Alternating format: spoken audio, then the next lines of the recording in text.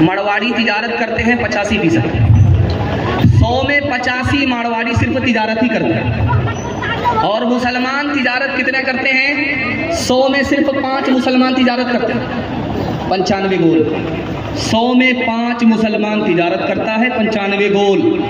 इसलिए मारवाड़ी ने मुसलमान को पीछे कर दिया, क्योंकि तिजारत में मुसलमान पीछे। दूसरी चीज, मुसलमान किसमें पीछे?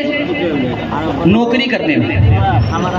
100 में सिर्फ 2 मुसलमान नौकरी करता है। IAS की नौकरी 2 मुसलमान, IPS की नौकरी 100 में 2 मुसलमान, रेलवे की नौकरी 100 में 2 मुसलमान। मुसलमान नौकरी में पीछे। तीसरी बात जो आपको सुनाने के लिए जा रहा हूं, पैर के नीचे से जमीन निकल जाएगा, कलेजा मुंह को आ जाएगा, खून के आंसू आपको रोना पड़ेगा। अक़वाम मुत्तहिदा की रिपोर्ट है 1984 की, पूरी दुनिया में 150 करोड़ लोग जाहिल हैं। पूरी दुनिया में 150 करोड़ लोग जाहिल हैं, और सबसे बड़ा जाहिल मुल्क कौन है? अक़वाम मुत्तहिदा ने कहा हिंदुस्तान है। 40-50% लोग यहाँ जाहिल हैं। और हिंदू मुसलमान में सबसे ज्यादा जाहिल कौन है? बदकिस्मती की बात है, आपको खून का आंसू रोना पड़ेगा। मुसलमान सबसे ज्यादा जाहिल है हिंदुस्तान में। 62% मर्द जाहिल हैं, 72% औरत जाहिल है। एक बादशाह का नाम सुना है आपने, उमर बिन अब्दुल अजीज। उस बादशाह को कितने बेटे थे? 11 बेटे। उस बादशाह का जब इंतकाल हुआ तो बेटों के लिए कितना माल छोड़ा? सिर्फ 17 रुपया। तो लोगों ने कहा हाथी के मुंह में जीरा क्या होगा? 11 बेटे, 17 रुपया में क्या होने वाला है? उस मरने वाले बादशाह ने कहा मैंने अपने बेटे को सबसे ज्यादा इल्म दिया है, माल छोड़ करके नहीं जा रहा हूँ, अपने बच्चे को इल्म दे करके जा रहा हूँ, खुदा के हवाले करके जा रहा हूँ। मेरे बेटे गरीब नहीं रहेंगे, सबसे आगे होंगे, सबके पीछे नहीं रहेंगे। उधर इंतकाल होता है, हर बेटा वक्त का गवर्नर बन गया। एक दूसरा नमूना आपकी खिदमत में दे रहा हूँ। एक बादशाह गुजरा, उसका नाम था अब्दुल मलिक इब्न मरवान। इस बादशाह को 11 बेटे, तमाम बेटे को बुला करके कहा इतनी दौलत छोड़ करके जा रहा हूँ, इतनी दौलत छोड़ करके जा रहा हूँ, 17 नस्ल बैठ करके खाओगे, खत्म नहीं होगी। लेकिन मिस्र की जामे मस्जिद में एक जवान भीख का कटोरा लेकर के खड़ा है, लोगों से कहता है कि लोगों मुझे भीख देते हुए जाओ, तुम्हें पता नहीं है जो मस्जिद है जिसमें तुम नमाज पढ़ करके जा रहे हो, मेरे दादा अब्दुल मलिक ने बनाया था। आज मेरा हाल अच्छा नहीं है, भीख दे करके जाओ। जिस बादशाह ने अपने बच्चों को माल पर बिठाया, इल्म नहीं दिया, उसका बेटा कंगाल है। इसलिए एक तजर्बे की बात बता रहा हूं, आप अपने बच्चे को कितना अच्छा खाना खिला दीजिए, कोई एहसान याद नहीं रखेगा।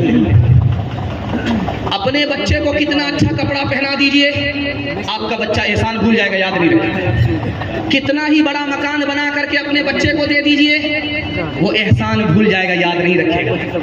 एक काम कर दीजिए, तजर्बा कहता है कि जिंदगी भर आपके एहसान को याद रखेगा।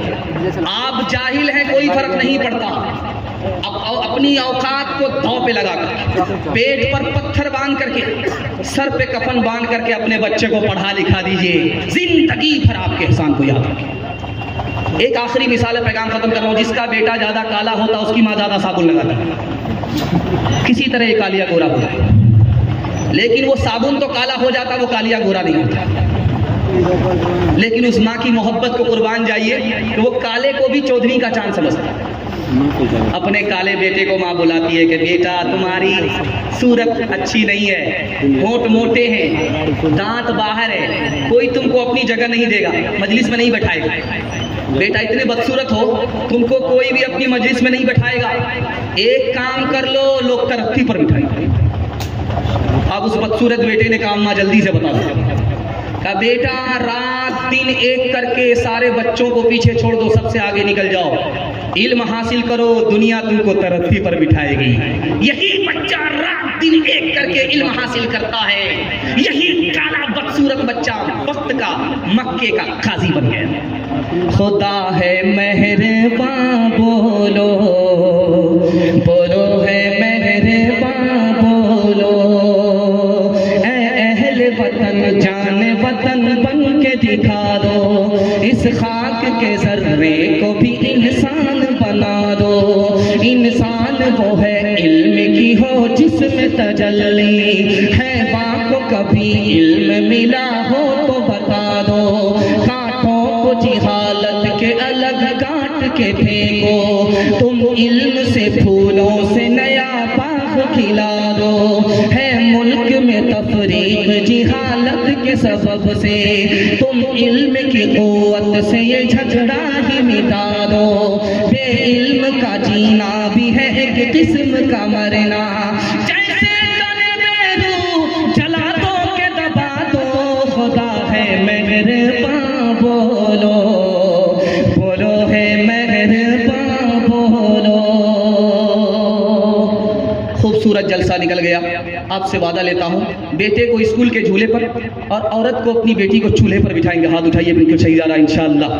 खैर माशाअल्लाह, साबित कर दिया आपने कि आप रांची में नहीं, बिहार में। अल्लाह आपके बच्चे को इल्म हुनर से माला माल फरमाए। औरतों के हवाले से सिर्फ 2-3 पैगाम बाकी रह गए। 5 से 7 मिनट में मेरे हिस्से का जलसा मुकम्मल हो जाएगा। पेशाब पखाना रोक करके बैठेंगे, हाथ उठाइए इंशाअल्लाह। ये गलती मत कीजिएगा, ऊपर से ही लाइसेंस मिला हुआ। पेशाब लगे 9-11 हो जाइए, वरना जलसा खराब हो जाएगा।